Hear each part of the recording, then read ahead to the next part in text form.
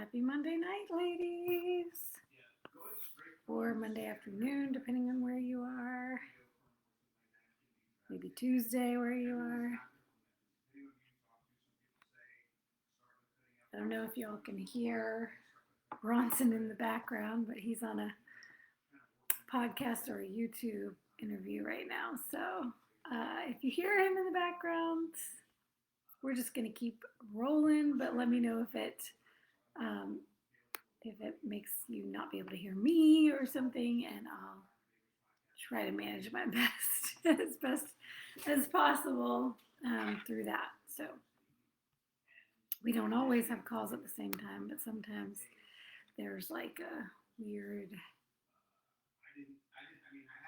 reverb thing that goes on. So, hey Andrea, Heather, Tina, glad to see you on. I'm going to try to do what I did last time, which is pop out these chats so I can see them while I'm talking to you. Let's see. Boom, there we go.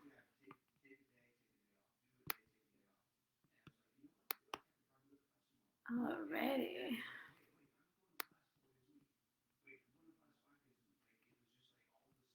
I have all these windows open.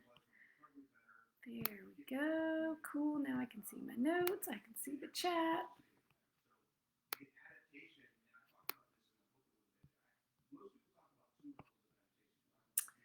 How are you ladies doing today?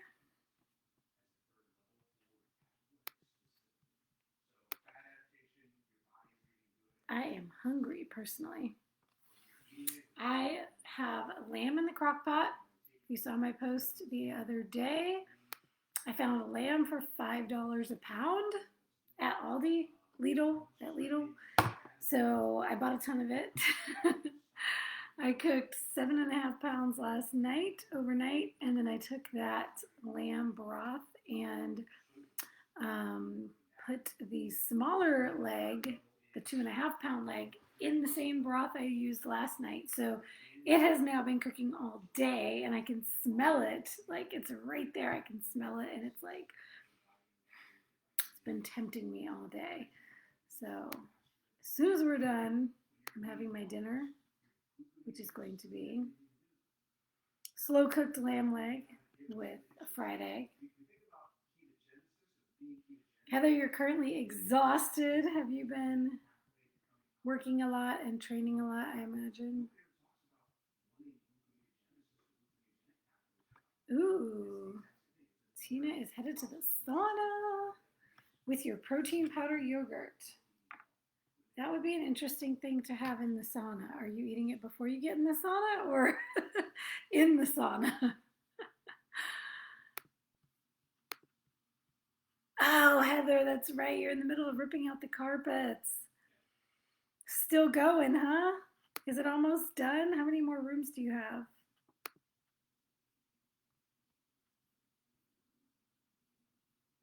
For those watching this later, I'll put some timestamps because we're chit-chatting for now, but I like to chit-chat.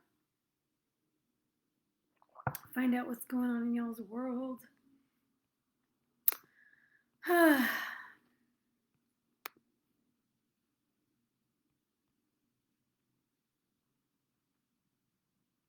Ooh, Andrea's tired too. You get an iron infusion tomorrow. I'm sure that'll give you a boost. Tina says, in the sauna, it works well. Is that what you're trying to say? It works well. One more room left. Yay, Heather, you're almost done. Light at the end of the tunnel. Well, yeah, Tina says it works well. Cool, cool, cool. I'd probably want a protein ice cream in the sauna, although I'm sure it would melt quickly. All right, fam, let's get into our topic of the evening, which is cheat meals versus refeeds.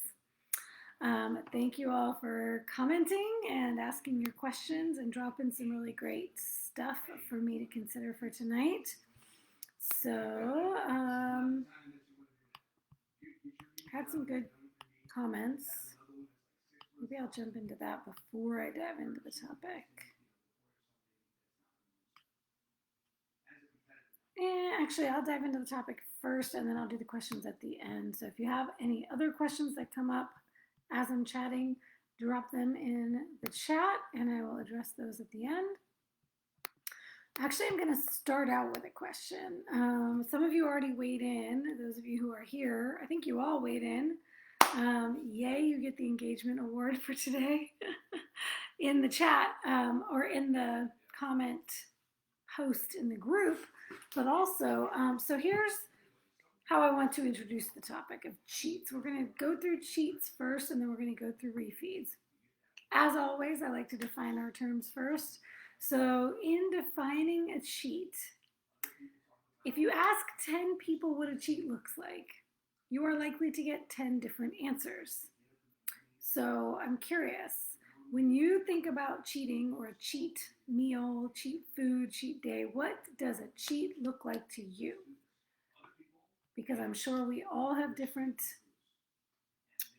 things that constitute a cheat for us. So why is it that we'll get 10 different answers if we ask 10 different people what a cheat is? Because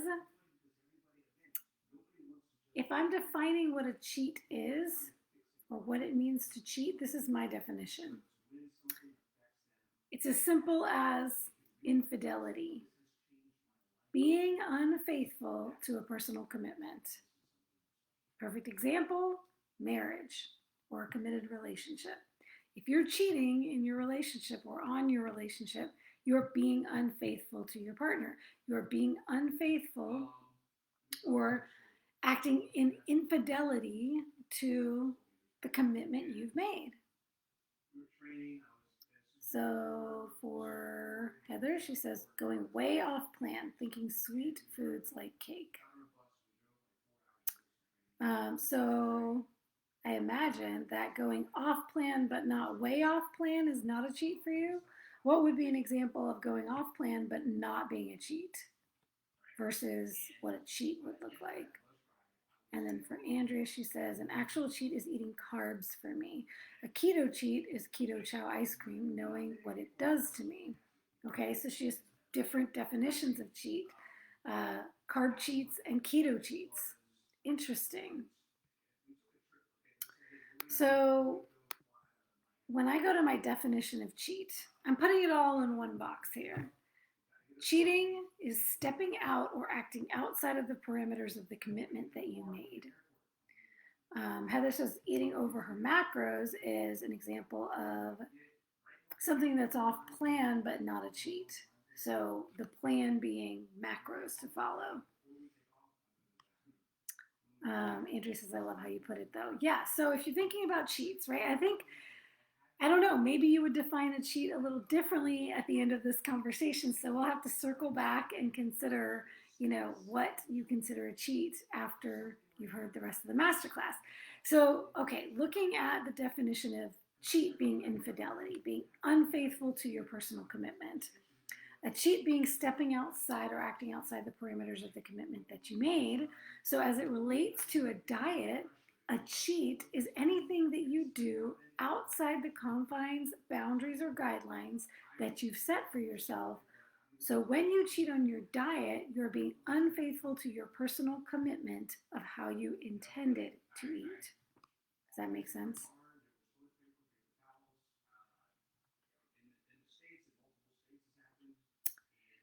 So, because each person sets their own boundaries around what they intend to eat, a cheat would look different to different people. But in every case, it represents stepping outside of your own intentions. So, considering it with that definition, this is why cheating typically makes us feel bad, mentally, emotionally. We feel guilty or we feel shameful or ashamed of what we did. So why is that? And I think we see a lot of this out there today of, shame being a bad thing, guilt and shame being a bad thing, and that we should never feel ashamed of ourselves. But the truth is, I'm going to really put it out there tonight and not hold back. Guilt and shame are not always a bad thing. They feel bad. They are emotions that don't feel good to us. We don't like the way we feel when we feel guilty and ashamed. But that's for a reason. We should feel bad when we do something wrong, right? When we're doing something immoral or illegal or harmful or hurtful to ourselves or others, I hope that we feel bad about doing that. That actually means that we're a good person, right? We don't want to do things that are harmful or hurtful to ourselves or others. So naturally, we feel bad when we cheat on our intended way of eating, on our own commitments to ourselves or to others. So, with all that taken into consideration, I want to offer that cheating is wrong, period. Always, all the time, cheating is a bad thing. Cheating is not good, and we shouldn't feel good about it. We shouldn't be doing things, and I'm going to get into this in a minute, to make ourselves feel better about the fact that we cheated, which is something that happens a lot. So, making a commitment, i.e., our way of eating, our chosen food plan, and then being unfaithful to that commitment should make us feel guilt and shame. If you were cheating on your relationship constantly, your spouse, your significant other, you'd ultimately be forced with a decision. Do I stay in this relationship and continue to disrespect my partner by stepping out on them? Or do I end the relationship because I'm not holding up my end of the bargain and it is not fair or kind or loving? You ultimately have to decide whether the relationship needs to end or if you are willing to stop the behavior that's harming the relationship. You have to ask yourself, which do I value more? Which matters more to me, my marriage or my mistress? So, applying that concept to food, what matters more to me? My chosen intended way of eating or my mistress? Cheat foods. Is this resonating with anyone yet?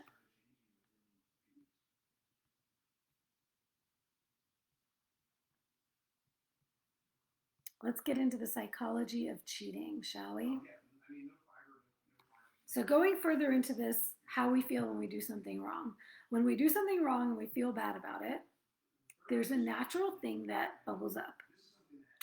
We don't want to feel that way. It's an uncomfortable, unpleasant emotion. So, a lot of the time, we get defensive about it. If somebody were to call us out on it in that moment, we would probably get angry, snap at them, get defensive, right? Shut down. Has anybody been in a situation before where friends or family knew you were on a diet, you choose to eat outside your diet, and they call you out on it, and you're like, shut up, or mind your own business, or get out of my plate, or whatever, right? Because you're mad that somebody just called you out and you've been caught. It's not comfortable. It doesn't feel good. So what happens? This natural thing happens psychologically where we seek ways to make ourselves feel better about our actions. This leads to justifications. We start to come up with all these reasons why it was okay to cheat or that we had to because of XYZ. All of these justifications come up. Um, well, I didn't have access to my normal foods. Or, well, the only thing on the menu, the only possible thing I could eat on the menu was carbs.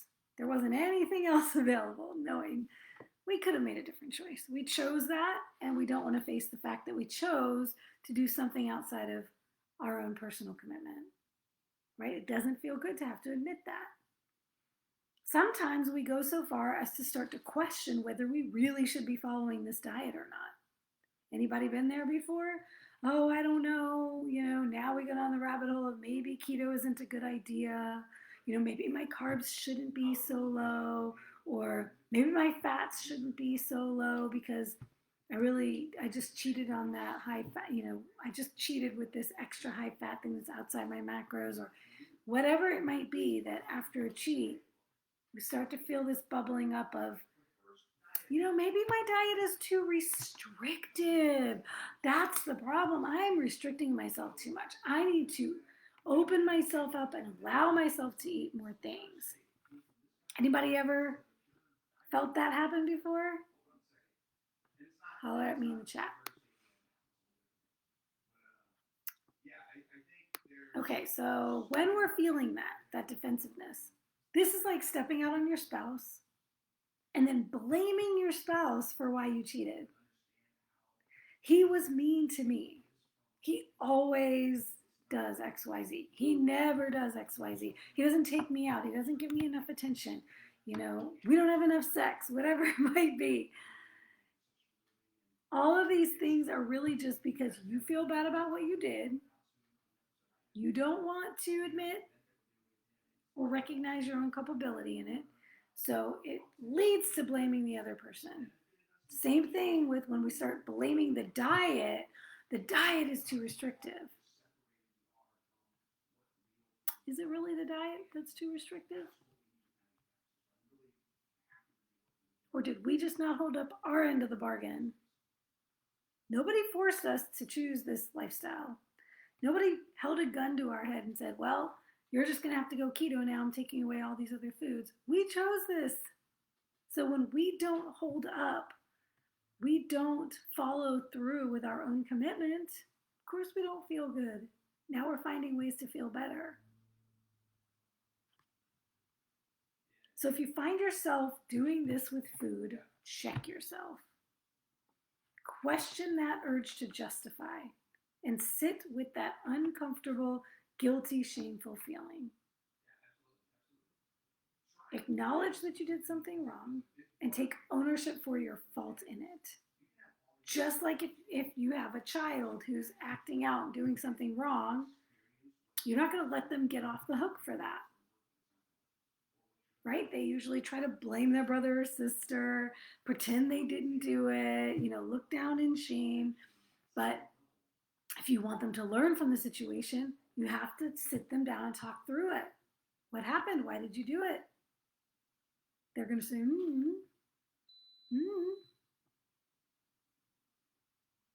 Well, then you just say, okay, well, leave it at that. Forget about it. Move on. No, you're going to, explain why it was wrong. Make sure that they understand how to make a different choice in the future. Right? So this is how you can do that for yourself after a cheat. Instead of questioning your diet, question your actions. Do a post-mortem. Step back and analyze what happens as if you were an observer of the situation rather than a participant. So you can take that personal emotion out of it and look at it objectively. So you can ask questions like, where did I make a wrong turn? What led to this behavior? How could I do something different next time? What can I do to strengthen my commitment to my relationship, meaning my diet or chosen lifestyle? Right? If you had cheated on a spouse or significant other, and that spouse or significant other matters enough to you that you now want to make amends for it and work on improving the relationship, you're going to reflect on it and you're going to ask your partner, what can I do to strengthen this commitment, to build the trust back, to build our relationship back? So reflect. Why did I choose this diet in the first place? It's like asking, why did I fall in love with my significant other in the first place? And why does this relationship matter more to me? To be faithful to this relationship, why does that matter more to me than the fleeting temptations that are out there? Why would I rather recommit to this lifestyle that I chose, this partner that I chose, than to go out and cheat again and again?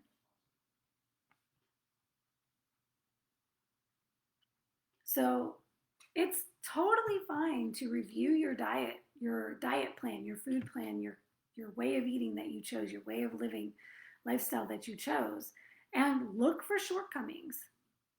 Are there things that could be improved? just like a relationship, right? If your spouse has not been respecting you and treating you terribly, and you don't have any romance in the relationship anymore, these are things you talk to your spouse about before you just step out. So talk to yourself about the things in your lifestyle or your chosen way of eating that could be improved. Is there something you're not happy with? Are you struggling and suffering through this diet and you're not enjoying it anymore and you've lost the loving feelings? Explore that. What is making me want to cheat on this diet? What is making me want to cheat on this relationship? How can I improve this lifestyle so that I don't want to step out on it all the time?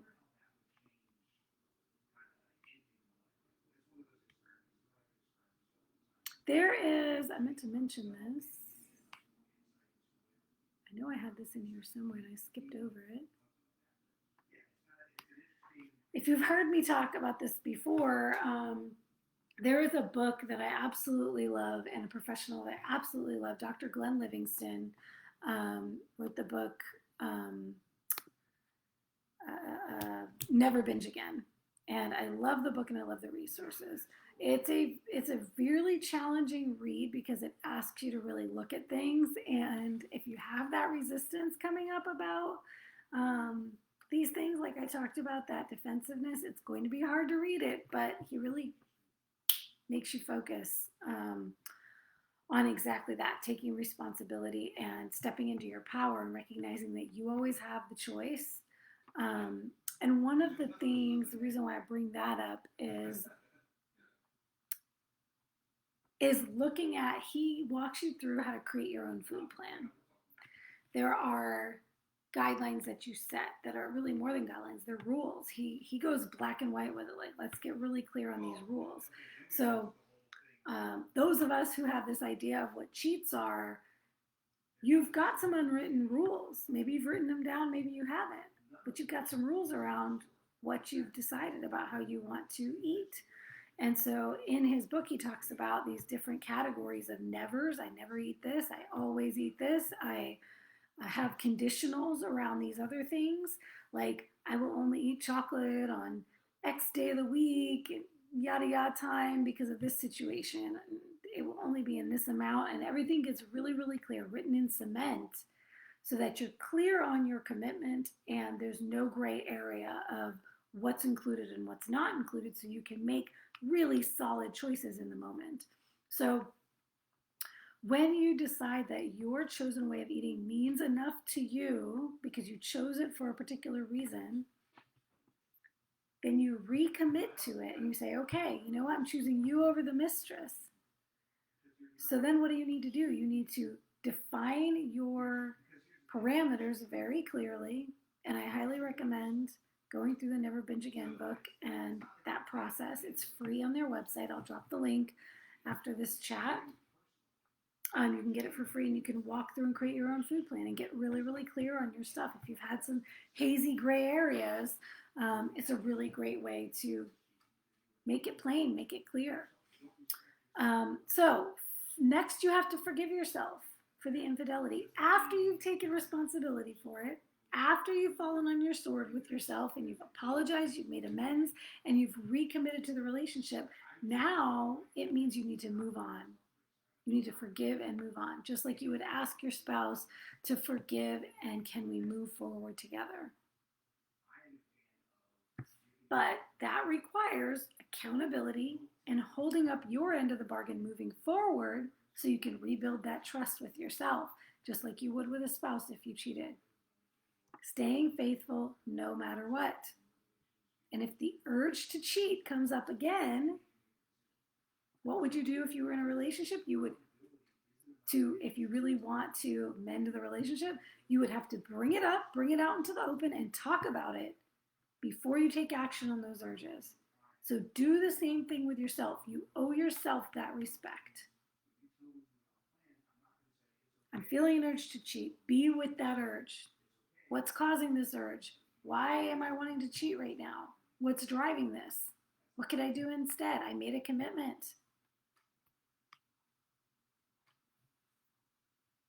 Let me know how all this is landing for you. I haven't seen chats in a while. And I don't know if I'm just, if something's wrong technically or if there's just nothing in the chat.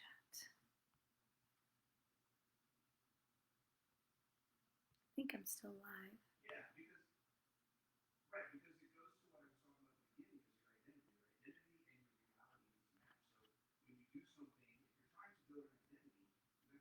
Okay.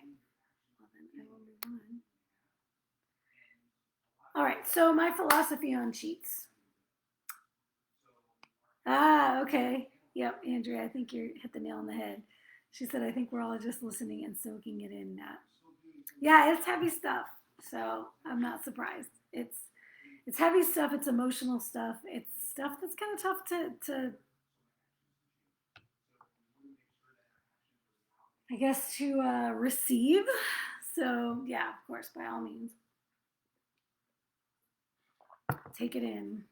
Do some journaling after this, or during this, of anything that's coming up for you. Oh yeah, Tina, you're in the sauna. No worries. I know your electronics will likely overheat, so just glad you're here. Thanks for being here. All right, so here's my philosophy on cheats. So I used to have this whole cheat manifesto. It was a 4 or 5 point system of identifying, okay, I'm going to cheat when. This was like my conditionals, the way Glenn Livingston talks about it. A cheat food had to be rare. It had to not happen frequently. It had to be a rare occurrence. It had to be a unique kind of thing that I don't have access to all the time. Like I wouldn't just cheat with a random grocery store donut or muffin, like I could go and get at the grocery store anytime. It would be, I used to work in nonprofit and we would do these catered events, and there would be like, sometimes there would be these really unique crafted um, specialty desserts that you'd probably never see again. So unique was another one. Rare, unique, free. It had to be free. I could not pay for a cheat. That was one of my rules. And then it had to be something that was worth it to me. Meaning, not a cheat for a cheat's sake. Let's say there was some lemon meringue specialty dessert at some event that was super rare and super unique. And I hadn't cheated in like over a month, so it was a rare occurrence and it was free. But I don't like lemon meringue. So just because it's there doesn't mean I would cheat with it. It would have to be worth it to me, meaning it would have to be one of my favorite things, like a chocolate ganache or a s'mores or something that's a flavor that I love. Okay, so that was my little rule book. It was like rare, unique, free, and worth it. Well, my position has changed on that. I now have a very simple position on cheating. Cheating is never okay. As I talked about earlier, cheating is always wrong. It is always doing something outside of your commitment. It is always severing that fidelity. It is always going to cause pain and hurt and guilt and shame and a severing of the relationship with yourself and your commitments that you've made. It will be hard to recover from, and it will be something that now you have to mend your relationship with yourself, with your chosen food plan, with it's going to rob you of a portion of your life emotionally, psychologically, sometimes physically. It sets you back as well. So cheats are never okay. That's my new rule. I accept now that so for me, I guess what I would consider a cheat now on my chosen food plan is a binge, because I have a history of binge eating, bulimia. It's not that I'm allowing or accepting or planning to binge ever, because binging is not okay. That's what I would truly consider, I guess, a cheat these days, would be a binge. Do they happen? They have happened this year a handful of times. I know and I recognize that in recovery, so for all of us who are food addicts, binge have had binge eating disorder, bulimia, any kind of other disordered eating, and we're trying to recover from that, I recognize that from time to time a stumble may happen. But that does not mean that I justify it or I believe that it has to happen. I have to continue to fight every day for the health and the freedom I desire. I acknowledge that I'm responsible, that I have the power, I have a choice, always. I always have a choice, and that I never have to cheat or have to binge. I recognize that the urges may lay dormant for a while, and I may lose sight of them. I may get overconfident, and they may catch me off guard one day. I do not acknowledge that that means I don't have power. I do not acknowledge that I must give in to the urge. I acknowledge that I'm a human being with the power of control over my limbs, over my urges, and that I always have a choice in the matter. I do not allow myself to consider myself a victim or an addict or that I cannot recover from this.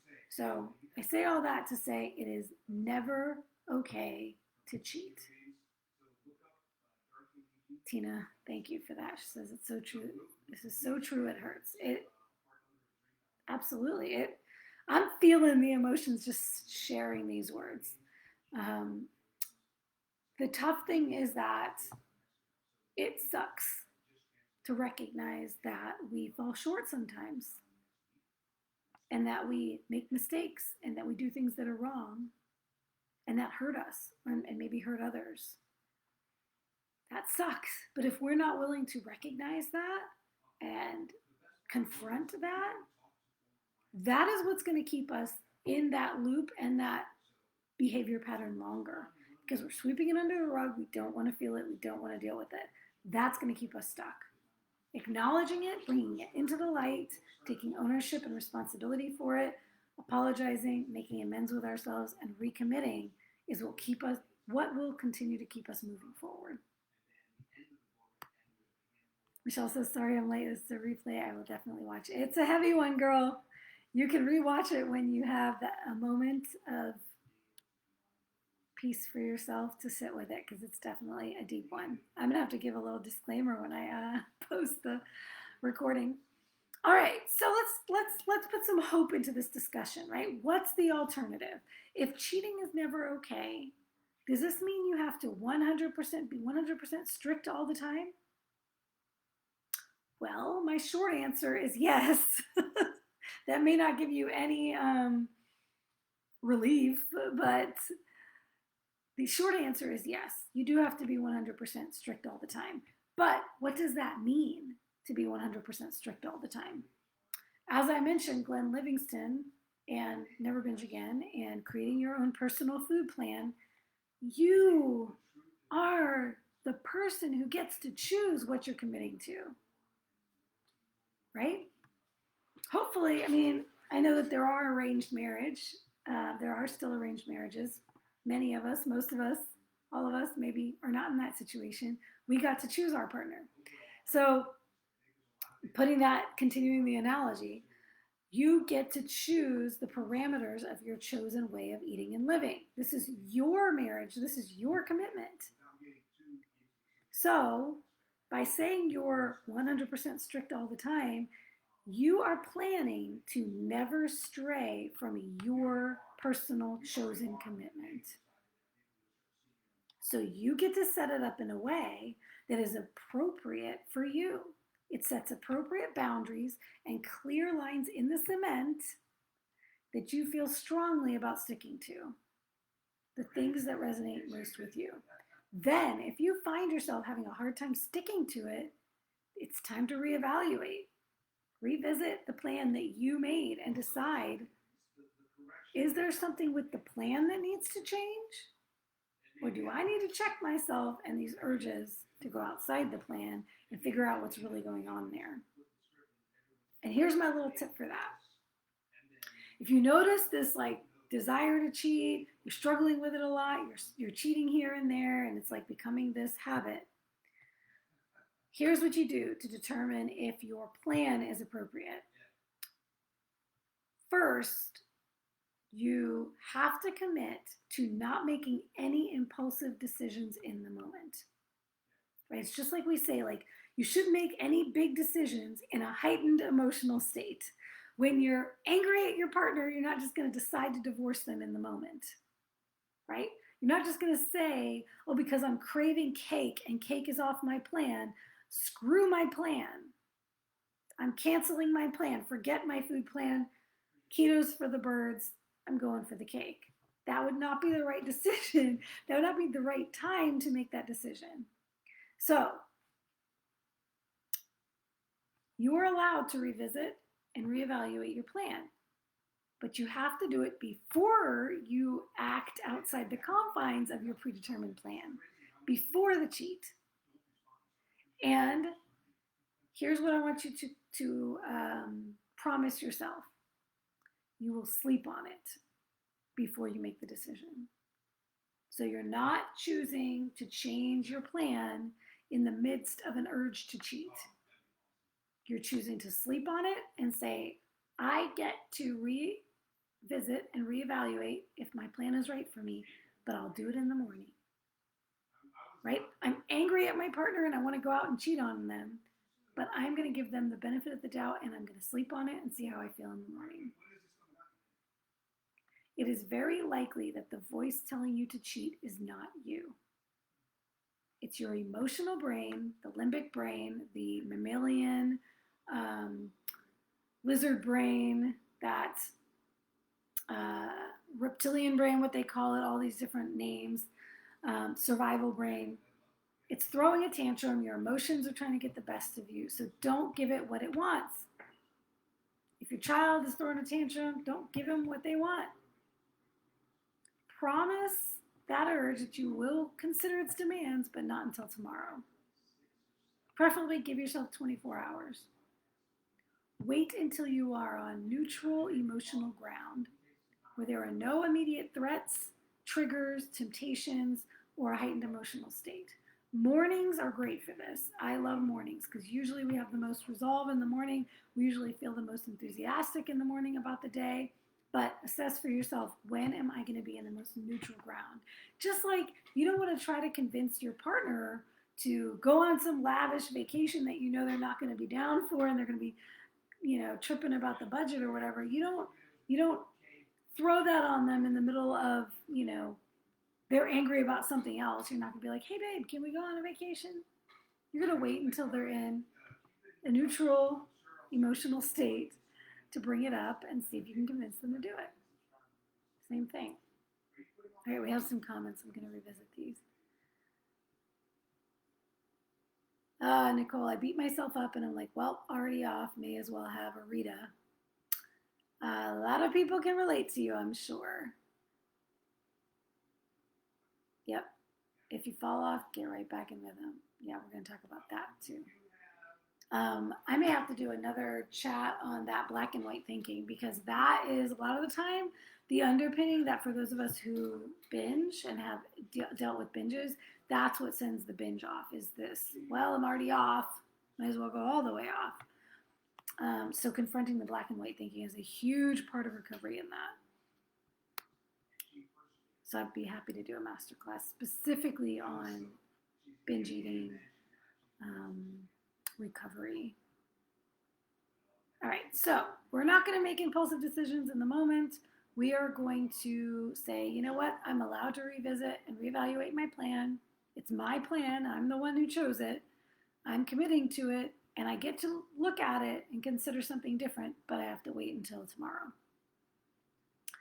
So let's acknowledge the fact that, look, when we are committing to something new and different that represents a challenge, like changing a negative or unhealthy habit, like not eating unhealthy foods and eating mostly healthy foods, and we put together our food plan, we are going to encounter resistance. That's where this desire or urge to cheat is coming from. It's like this resistance to the new thing. And it's never a helpful or beneficial thing. So we must expect that it's going to come, and we must be prepared to shut it down when it does come. So,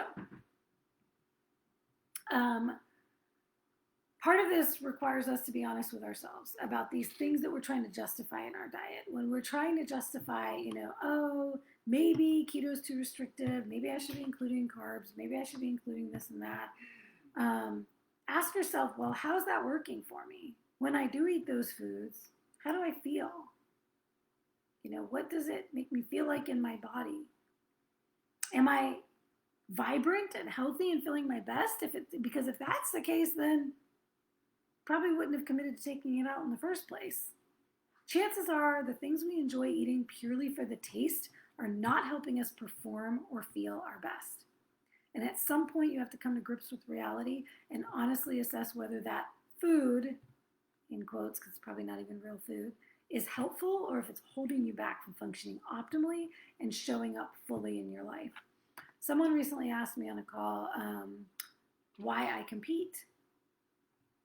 And truly, the reason I compete, the reason I do things like this, and before I started competing, it was other things like dancing and performing and taking on challenges and doing, 30-day, Whole 30 and stuff like that.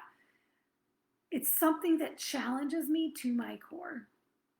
One of my ultimate goals in life is to fully participate in my life. I believe I'm here to fully be a full participant in my life, in the lives of others while I'm here on this earth. I only get one life. So I don't want to observe my life from the sidelines. So when I notice that I'm falling back into robot mode, right? I'm doing too much Netflix and chill. I'm doing too many games on my phone. I'm not getting sleep. I'm not energetic. I'm in a brain fog. I don't feel like doing things. I don't feel like talking to people or being social or engaging in life, engaging with people.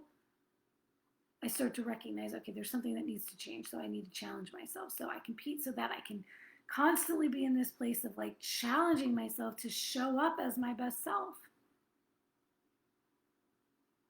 If anything is detracting from my ability to show up fully in life, it has to go. Even if it's for a short period of time, for me to see, if I take this thing out, will I feel better? Will I function better? Will I show up better? So I say all that to kind of wrap up that chat on cheating. Does anybody have any comments or questions or thoughts on cheating and cheats before we move on to talking about refeeds?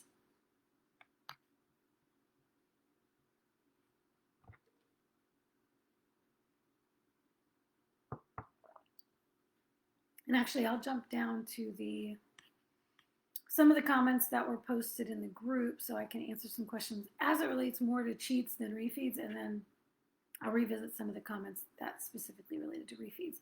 So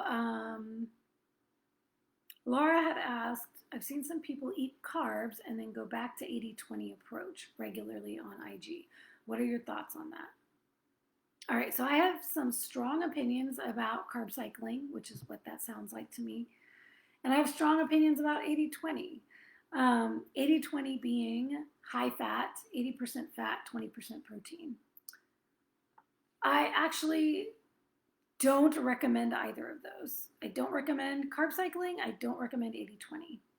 80-20 is a therapeutic approach, a therapeutic ketogenic approach. This is an approach that is great for people with epilepsy or have specific medical conditions that require therapeutic levels of ketones in your blood. So cancer and other things that you're trying to manage with a ketogenic lifestyle that have nothing to do with body composition. So the grand majority of people in the keto space that are doing it for fat loss, weight loss, body recomp, I highly do not recommend 80-20 already. So that's just where I stand on that. Carb cycling, I also do not recommend. As it relates to cheats, and as I get into refeeds, I'll talk about why I don't recommend refeeding with carbs. But that's the short answer there. I don't recommend refeeding with carbs. Carb cycling causes cravings. It can cause keto flu. It can disrupt your fat adaptation. It can be a major stress on the body because you're adding this substrate back in and now you're taking it back out again. You're likely going to go through that adaptation process over and over again. And the people who do it typically do it once a week, and they're constantly on this blood sugar roller coaster, putting the carbs back in, taking them out again. They feel like garbage. It's like, why? You are going to spend a week at a time just trying to get yourself back into ketosis and feeling good again, running on fats, and you're just going to be on this hamster wheel every single week. So highly do not recommend it. And also, if you've chosen a low-carb, ketogenic, or carnivore lifestyle, you have likely done it to remove toxic substances from your body that are causing inflammation, that are causing health issues, that are causing weight gain, that are causing cravings, and unbalanced blood sugar, and all kinds of other wreaking havoc in your body. So why in the world would you put that back in once a week? Terrible, terrible idea. And I will say, a lot of the time, the people who are doing this are young, fit, and otherwise healthy. So you have to consider your own context in this. And just because someone on IG can get away with it, because that's what's happening, they're just getting away with it. This is not a beneficial, this is not a optimal way to live. Just because they can get away with it does not mean it's necessary or helpful. So consider the context whenever you see people doing this stuff. Okay, another comment related to cheats. Andrea said asked if I consider keto chow ice cream a cheat. She said she does this occasionally. She suffers at least 2 days later from inflammation and gut issues. It's as close to cheating as she gets. All right, here's my thoughts on keto chow.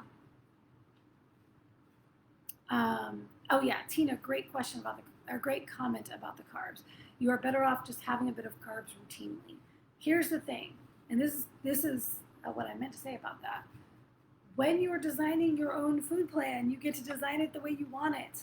So if you're carb cycling in the name of eating carbs that you really want to eat, and you're not ready or willing or in a place to cut them down to a certain level, then you're an adult and you get to choose to make your food plan what you want it to be. So yes, exactly. It would be better to be consistent with something and set your macros in a way that you can allow the things that you want to allow, and then also be honest with yourself about how you're feeling on that food plan and whether it's really working for you or not, and reassess, along the way. Much better than putting them in, taking them out, putting them in, taking them out.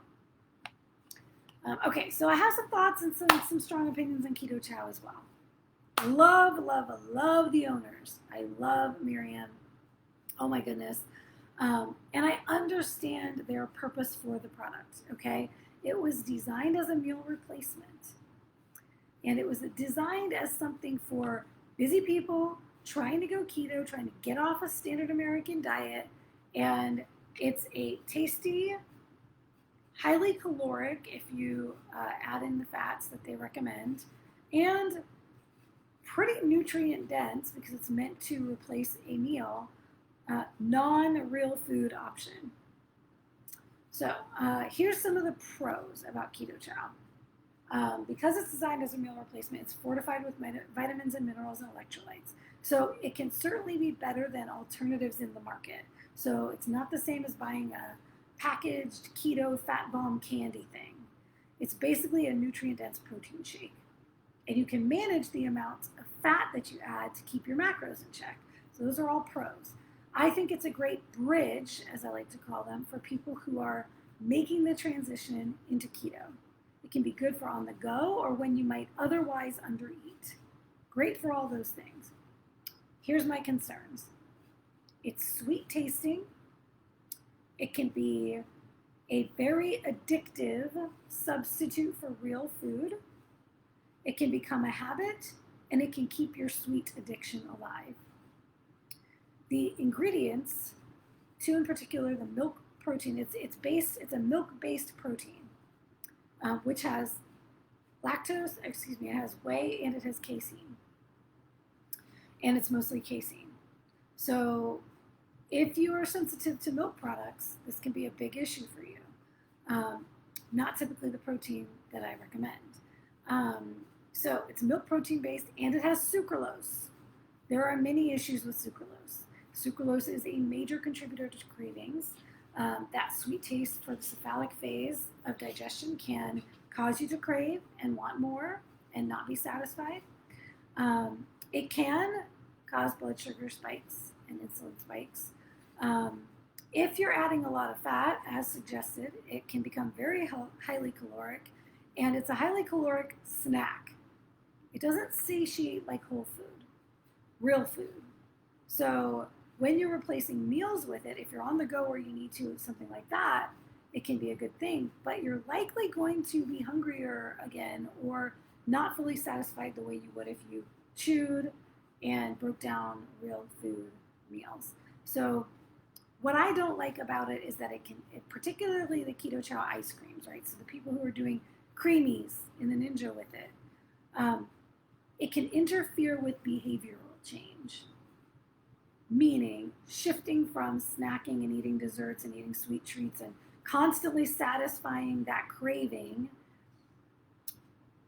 and it can interfere with shifting to a more real food, eating 2 to 3 at least real food meals a day, because it's convenient and it's tasty and it rings all those dopamine bells in your brain.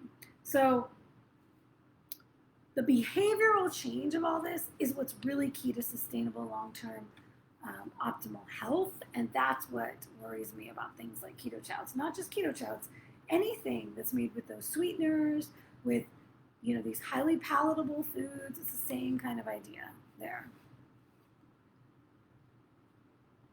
All right, let's see. We've got some comments.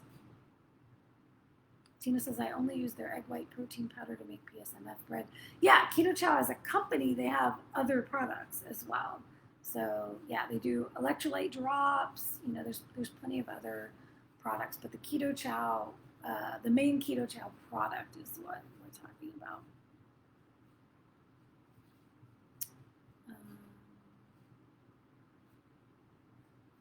Yes, so Michelle says, I have noticed I have a carb surge feeling after I have their shakes and I'm exhausted for an hour or two later. Yes, I should also mention this.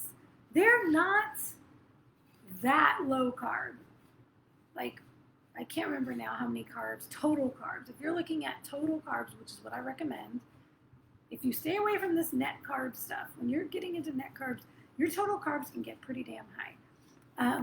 But their total carbs, I want to say, is at least 7 per serving. Correct me if I'm wrong. So, for those of us that are more carnivore, a typical meal for me doesn't even get close to that in meals, in carbs. So to have a Keto Chow shake, now my carbs are boosted for the day. Yeah, Michelle said, okay, like 12 in one shake. So yeah, I thought it was like 7 and maybe even half a shake. Yeah, so now you're getting into, you add the fats to it, now you're getting the issue with all of these processed packaged foods on the shelves, like standard American diet foods, the issue is carbs and fats together. So anything, whether it's keto or not, that's now you got some carbs and you got fats in there together. At least now Keto Chow is still a protein-based product, so you are going to get the protein as well. That sure is better than Twinkies or donuts or candy bars, but I would equate it to like protein bars, okay, higher protein, but still has some things in it that are not beneficial. So yeah.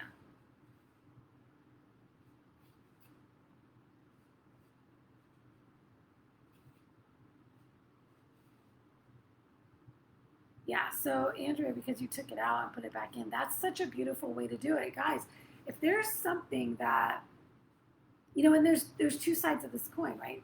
There's the try an elimination diet. Try taking it out for a little while and put it back in and see how physiologically how you feel. And also, if somebody were to recommend that you take it out for a while and you're like the way I feel about coffee, then you may need to check yourself, because it's like, am I addicted to this thing? Do I think I could take it out for a little while? If it makes me gasp at thinking about not having it for a week or 2 weeks, I would definitely caution how attached you are to that item as I sip from my keto chow shaker bottle. Like I said, love Chris and Miriam, and I understand the design of the product and why they did it, but it's just not something that really belongs, I think, in a really well formulated food plan. Now, if you have a conditional around it and you say, that will be a treat from time to time. A treat, not a cheat. It's not a cheat if you have a rule around it that's clear. You put those guidelines in. Maybe you say, you know what, I really enjoy that. It doesn't set me back that bad. Maybe it doesn't impact me. It doesn't seem to impact my progress. I can fit it into my macros. It doesn't cause me any inflammation. You've assessed all those things. Or you have noticed that it does set you back and you're willing to sacrifice that once a month. Then maybe you say, okay, once a month I'm going to have a keto chow, creamy, and that's going to be my treat. Now it's a part of your plan and it's not a cheat. And along those lines, the other comments I got were, Heather said, I don't have cheat meals, but I wonder if the bite of a keto protein bar daily really hinders progress. I'm thinking not, probably all a mental block. Okay, so this is how I would look at that. How do you feel when you eat them? Do you still feel just as great with them or without them? Try taking them out for a little while. Does your performance improve? Does your results improve? Do you feel better physically? Do you have guilt and shame attached when you consume them? If you don't feel bad mentally, physically, emotionally, psychologically, when you consume them and you fit them into your macros and all seems well, you try taking them out for a little while, you don't notice any difference, you put them back in, you don't notice any difference, congrats. You've created a sustainable food plan for yourself. That is not a cheat in my book. But if you do notice anything, be honest with yourself about it and recognize whether or not that is holding you back. The only way you'll know if it hinders progress is taking it out and then putting it back in and seeing if anything changes. Celeste had said, my husband is not keto and sometimes I eat something non-keto, usually not planned. This is where I would say, does it impact your results? Does it cause you any unplanned health or bodily symptoms? Inflammation, sluggishness, gut issues, brain fog? Do you feel okay about it mentally? If so, then it's not a cheat. And it may not be keto, but then what's your personal food plan? Are you trying to commit to staying keto? And you eat things that have higher carbs and they impact your results or the way you feel mentally, physically, emotionally, psychologically? If so, check yourself. If not, congratulate yourself for having a great food plan and keep moving on. Tina had shared also earlier that she can have a celebration meal or a treat from time to time without going off the rails, but it needs to be tracked, and she needs to know exactly what she's eating, and if she does eat something spontaneously, usually after drinking alcohol, she can go off the rails and it can become a dark tunnel. So that speaks to what I talked about earlier with the binges. This is a great example of setting up a food plan that works for you and determining what those conditionals are very carefully and very clearly. And when you notice those things, you start to go off the rails, that's when to check yourself and say, all right, something's happening here, and maybe this trigger needs to come out of my life. Maybe the alcohol needs to come out of my life because it's really hard for me to stay on plan otherwise. Things like that. Like if you were cheating on your spouse and it always happened when you were getting drunk, maybe you would stop having alcohol because you care more about your relationship, right? Okay. Michelle shared earlier that she suffers for days if she strays. Look at that, it rhymes. Low back pain, foot pain, puffiness everywhere. Even watermelon is toxic to her. So this is an example of getting really real with yourself. So congratulations. She noticed the consequences. She's recognizing, hey, this may not be worth it to me to have this thing because this is what it does to me. Y'all, this is what happens when you take ownership, you take responsibility, and you assess and analyze the situation objectively. So congratulations, Michelle, for getting to that place and really taking ownership of it. I really honor you for that. I have taken the entire hour to talk about cheats. So here's what I'm thinking. And I'm not sorry for that because this was all really important to talk about. And I think that we covered this topic in really good depth. So if you have more questions about the cheating side of things, drop me some questions in the chat. And what I'm going to do is the next masterclass is going to be all about refeeds. And that's where I'll go into what the difference is between a refeed and a cheat, how and when to implement refeeds, and what you need to consider to utilize refeeds. Who should use refeeds? When should you use refeeds? Why would a refeed be beneficial, and how to set it up properly to actually keep you moving, push past plateaus, all of the benefits that can come with refeeds. But refeeds are very different from cheats, and I will go into that on the next masterclass. So in the meantime, drop any questions or thoughts or anything that comes to mind or comes up for you from watching this masterclass or watching the replay, and let's continue the discussion in the group. I would love to just continue this and help you in any way deal with this. Maybe defining your food plan, right? I'm gonna drop that link to Never Binge Again. You can get it for free on that website, or you can get it on Audible or Amazon or any of those if you want to pay for that.